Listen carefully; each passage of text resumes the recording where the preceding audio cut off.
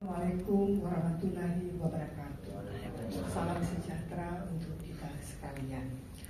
Teman-teman, pada hari ini kami bersama teman-teman Kotak merasa sudah waktunya kami melakukan respon terhadap berita-berita yang ada di sosial media, bahkan untuk menjawab somasi terbuka dari saudara Posan dan Julia Angel. Nah, dalam preskon ini yang pertama mau kami sampaikan sesuai dengan somasi dari mereka, yaitu kalau bicara Kotak itu dianggap kepemilikannya adalah milik Haposan dan beberapa orang. Perlu kami sampaikan bahwa Kotak itu muncul dalam sebuah event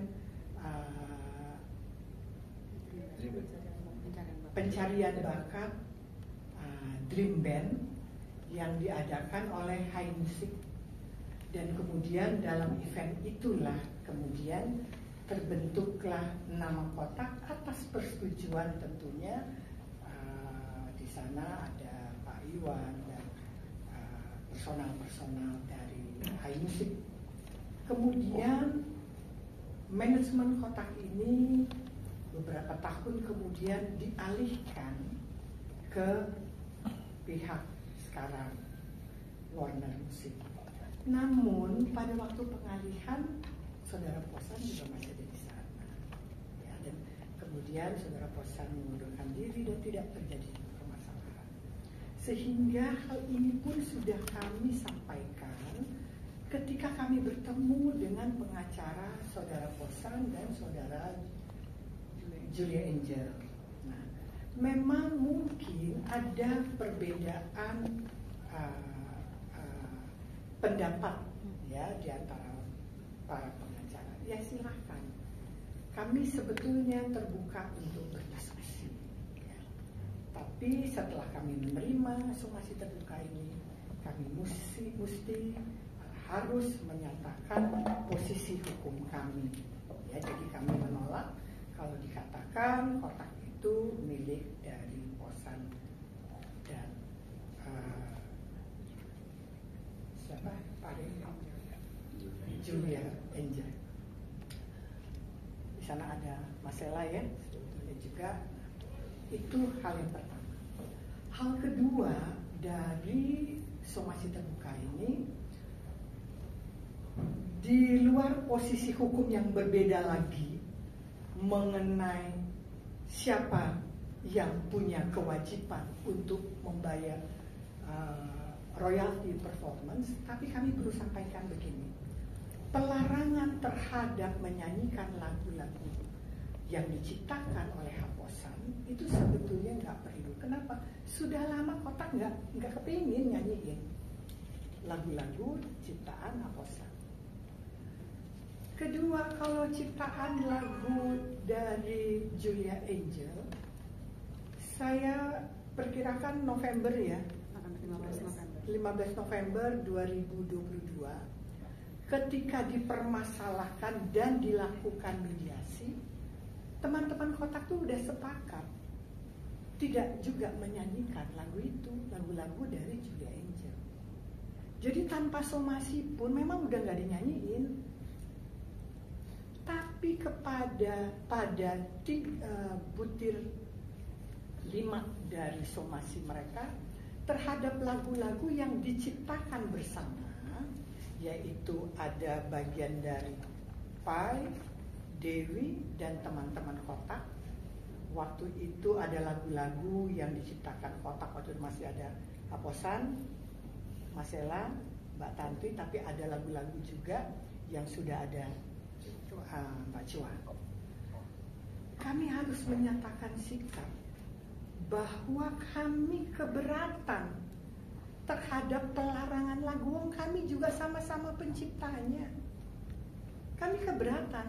Bagaimana kami selaku pencipta dilarang menyanyikan lagu ciptaan kami sendiri. berdasarkan hal itu kami mensomasi balik agar saudara Haposan mencabut pelarangan terhadap lagu-lagu yang diciptakan bersama.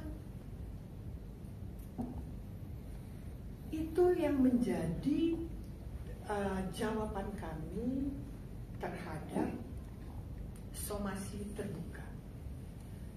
Dan catatan mengenai performance royalti perlu kami sampaikan bahwa begini, Kotak itu sangat menghargai sebuah ciptaan, dan Kotak pun sangat menghargai si pencipta. Mereka bukan cuma artis, tapi mereka juga komposer kok, mereka juga pencipta kok. Sehingga tidak ada keinginan Kotak untuk meniadakan atau menghilangkan apa yang menjadi hak pencipta. Hanya karena kita ada di negara hukum, tentunya kita harus taat hukum. Siapa yang berhak dan berkewajiban membayar performance royalty, siapa yang mengkolek, itu kan ada aturannya. Tetapi prinsipnya, Kotak sangat menghargai dan mensupport bahwa komposer harus mendapatkan haknya selaku pencipta. Dalam hal ini untuk performance royalty. Nah, karena itu salah satu yang Kotak sudah lakukan sebagai bentuk support terhadap para pencipta, dalam kontrak-kontrak kami, penyelenggara kami mencantumkan pasal di mana penyelenggara itu diingatkan kewajibannya untuk membayar performance royalty itu. Bahkan di kontrak yang baru ya, Mas Aldi ada tuh. Di kontrak yang baru kita sudah mengingatkan agar mereka sedapat mungkin membayarkan itu sebelum kita manggung, sebelum teman-teman Kotak manggung. Itu bagian dari tanggung jawab kami sebagai artis maupun sebagai komposer.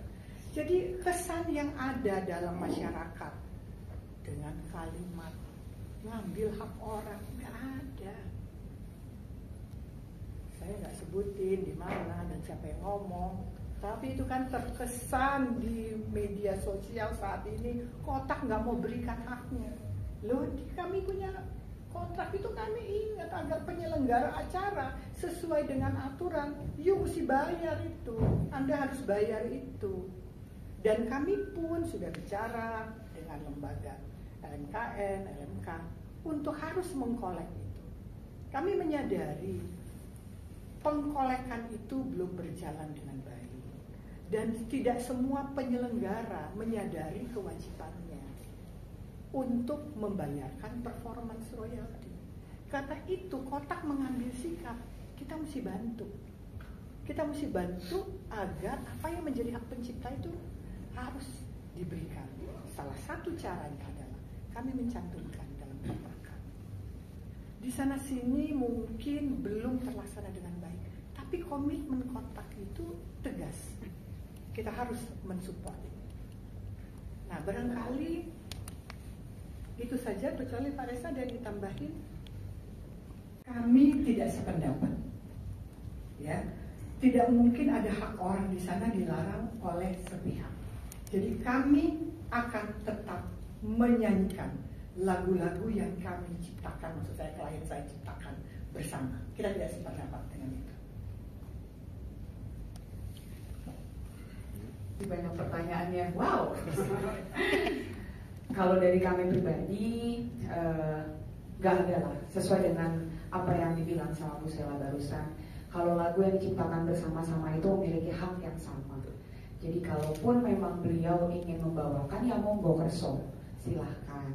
Tapi kalaupun memang kita, yang tadi sesuai Bu Sela bilang, kita sepakat untuk tetap membawakan. Jadi ya itu.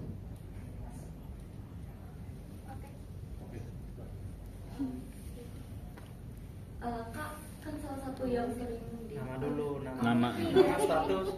Nah, Hobi. Ya, aku dari insert. Salah satu permasalahan yang sering Kak Posan bilang kan masalah Instagram yang di blok ya.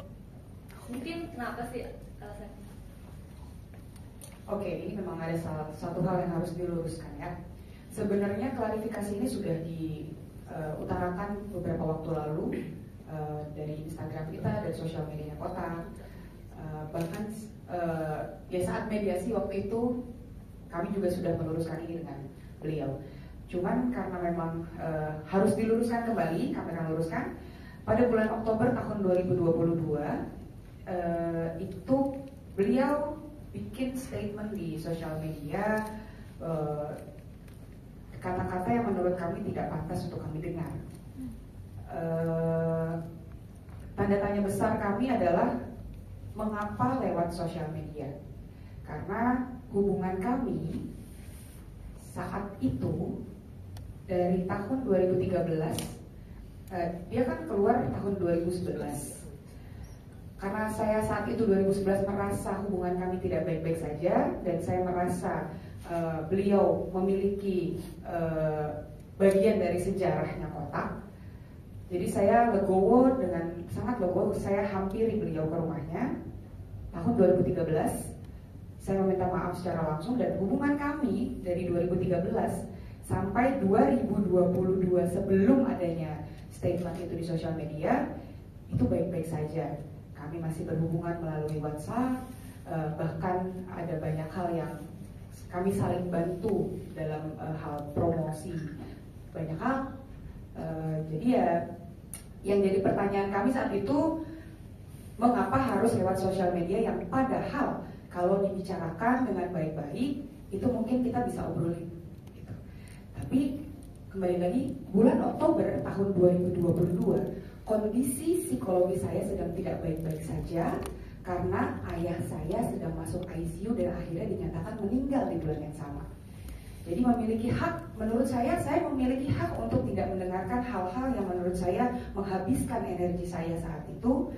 Jadi saya memilih untuk memblok. Jika ada itikat baik dari pihak beliau yang ingin ngobrol secara baik-baik, WhatsApp saya terbuka.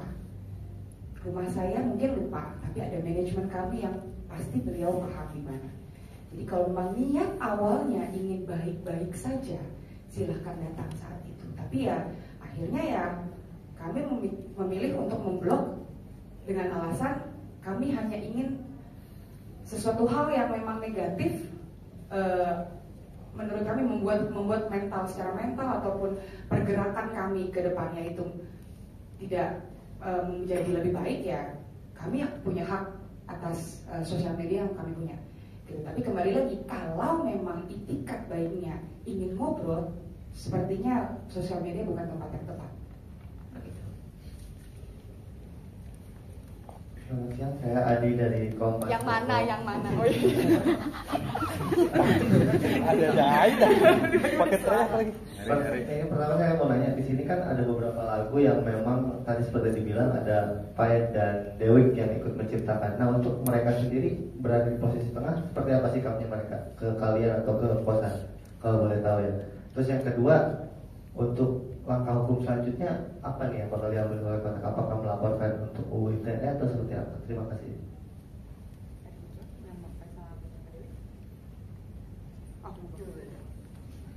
Ini melakukan tindakan hukum. Ini maksudnya untuk hal yang mana nih? Pelarangan, pencemaran, untuk yang mana? Pertanyaannya supaya jelas. Yang tadi yang pencemaran juga sama pelarangan misalnya, dua-duanya aja.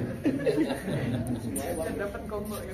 Jadi sebetulnya tadi yang disampaikan dari awal tuh kami itu, bahkan ketika kami bicara sama pengacaranya itu, kita itu punya posisi di mana sebaiknya mereka ini kan pernah satu grup band, jadi selesaikan dengan baik-baik. Tetapi makin gencarnya posan di sosial media dengan memojokkan pribadi teman-teman, kami sebetulnya sedang mempertimbangkan untuk melakukan tindakan hukum.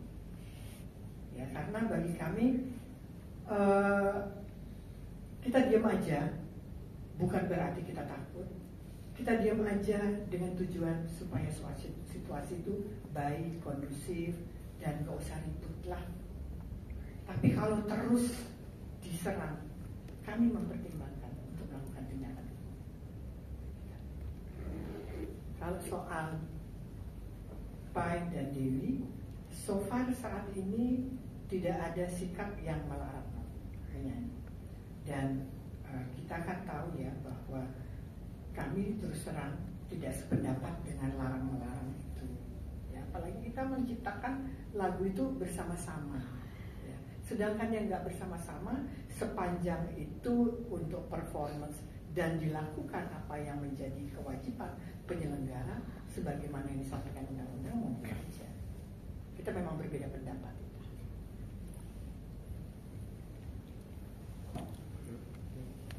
Lagi? Ya, harapan. Hadir dong. Terima kasih, nama saya Denny dari Hotel TCTV. Mau nanya, katanya kan Bang Fosan juga Kak Tantri dan Kotak sempat meledek beliau melalui posting-postingan, dan dia katanya juga sakit hati dengan hal itu kan, mungkin bisa ditanggapi. Terus juga masalah permasalahan ini tuh dia nggak, sebenarnya kata dia itu dia nggak pengen royalti, uang dan lain-lain. Dia cuman hak moral dia aja katanya seperti itu. Mungkin pandangan dari kuasa hukum dan Kak Tantri dan kawan-kawan seperti apa mengenai hal itu. Juga dengan konten yang Kak Tantri yang hajar apa kayak gitu yang kemarin itu sempat itu mungkin untuk ke beliau atau seperti apa sih Kak? Mungkin seperti itu. Terima kasih.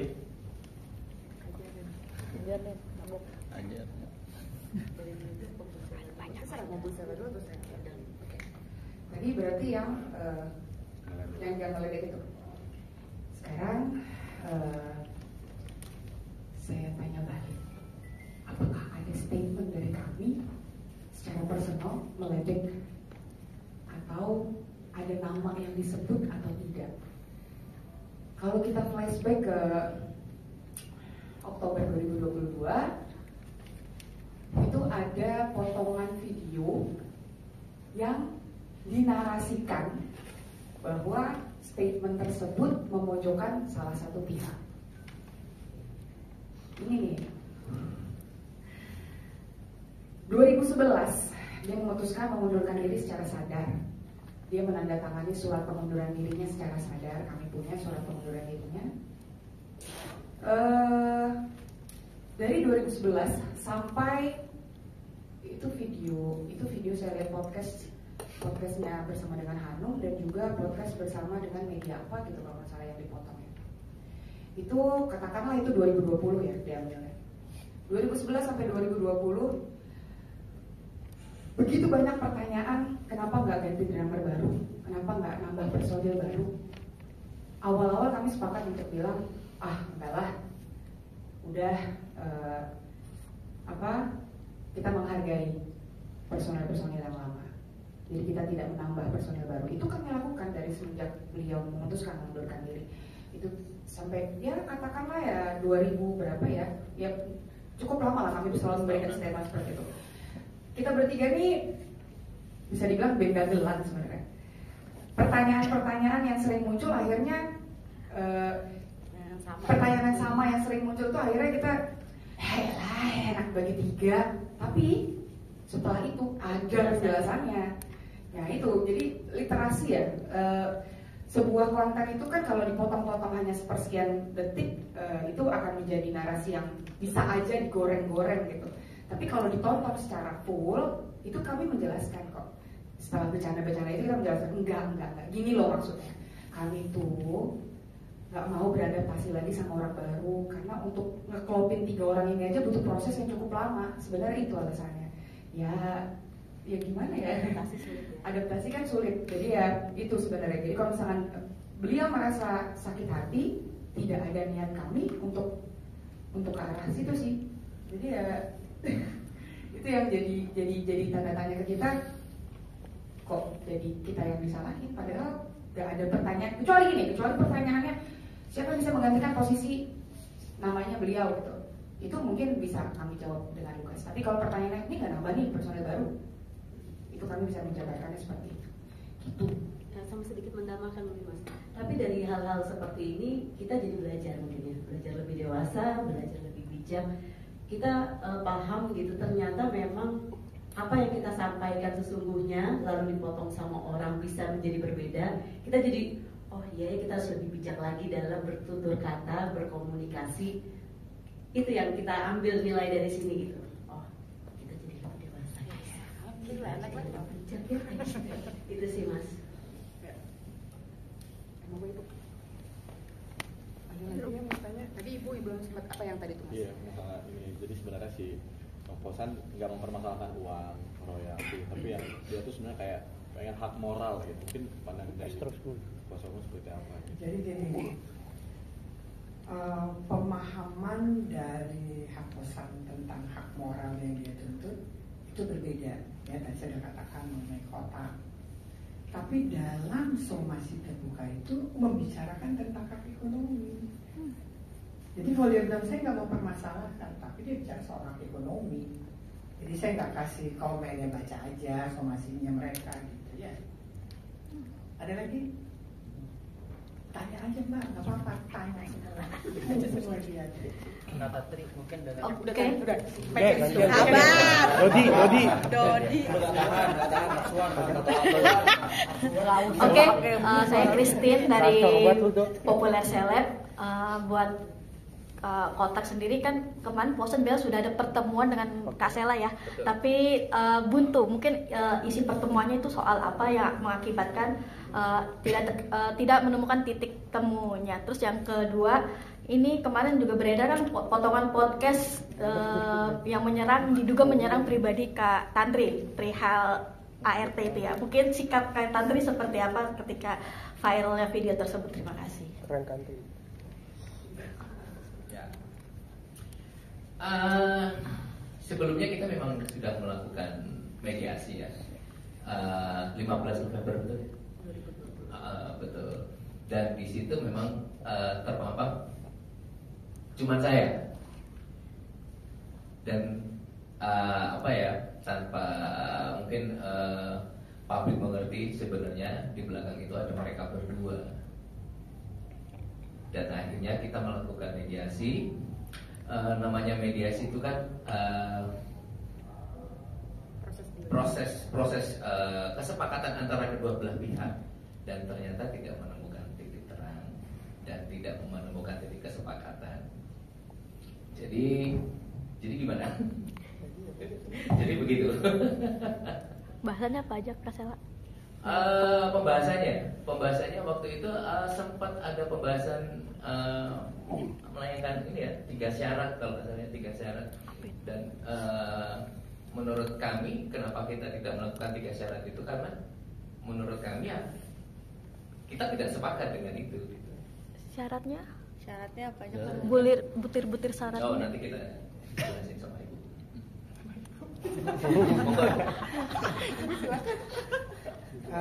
Kita nggak punya keinginan untuk menjelaskan syarat-syarat nanti di media massa jadi ramai lagi. Itu bagian dari percakapan kami. Satu.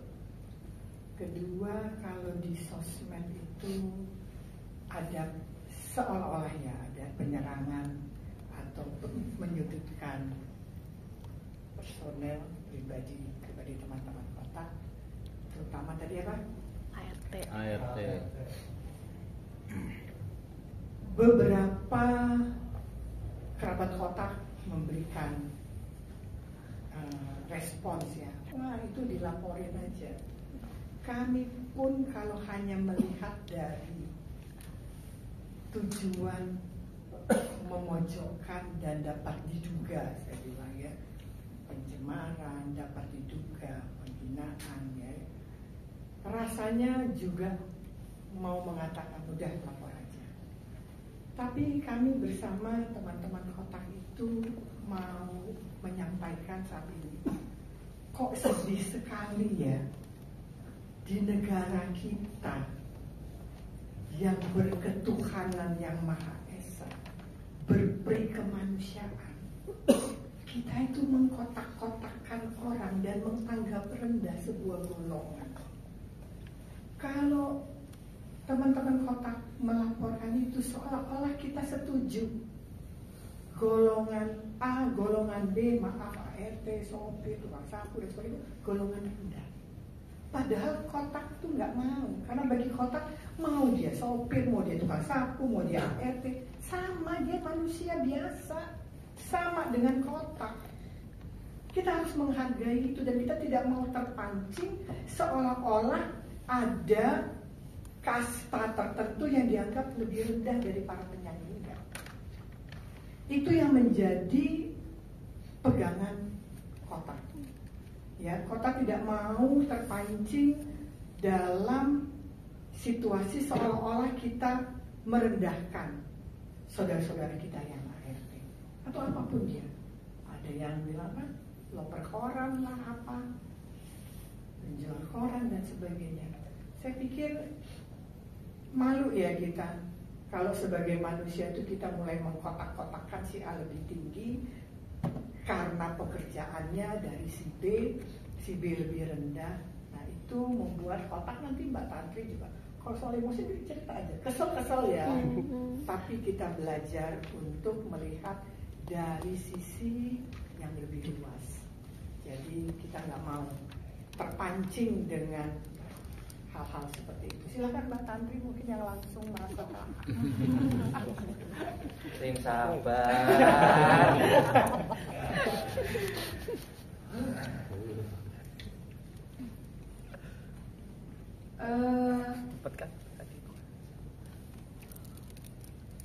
Sama seperti Ibu Sela yang katakan itu memang tidak.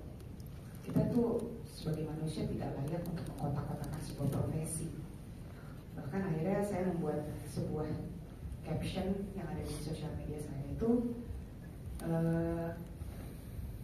tidak ada profesi yang rendah. Yang rendah itu adalah orang yang merendahkan orang lain. Itu menurut saya poin, karena saya tidak pernah menganggap bahwa profesi yang mungkin ditujukan kepada ART tadi itu adalah suatu profesi yang rendah, karena tanpa mereka juga saya nggak bisa berdiri di sini bantuin bantuin anak-anak saya nyopin makan atau nggak bersih-bersih rumah, itu nggak bisa. Jadi ya kalau ditanya bagaimana rasanya, ya kita sama-sama cari kerja kok, jadi sama-sama gak ada yang rendah kok, semua mulia di mata Tuhan, itu semua mulia.